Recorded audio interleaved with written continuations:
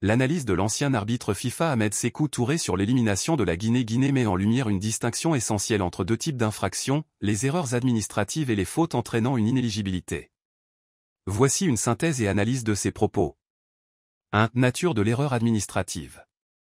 Le problème, le numéro d'un joueur n'était pas inscrit correctement sur la feuille de match.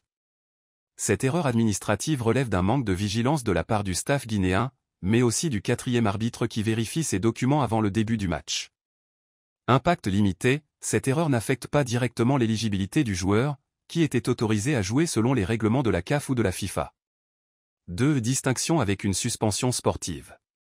Si le joueur avait été suspendu pour une accumulation de cartons jaunes ou une autre infraction sportive, l'aligné aurait constitué une infraction grave, donnant des arguments solides à la Guinée pour réclamer une victoire sur tapis vert.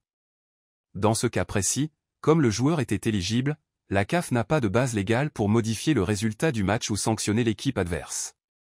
3. Responsabilité du staff guinéen.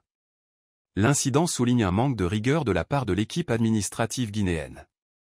Dans des compétitions de haut niveau, chaque détail compte, et les erreurs de ce type peuvent affaiblir une éventuelle réclamation. 4. Conséquences pour la Guinée. La Guinée se retrouve éliminée de la compétition, et cet épisode met en évidence la nécessité de renforcer l'encadrement administratif des équipes nationales pour éviter ce genre de mésaventures.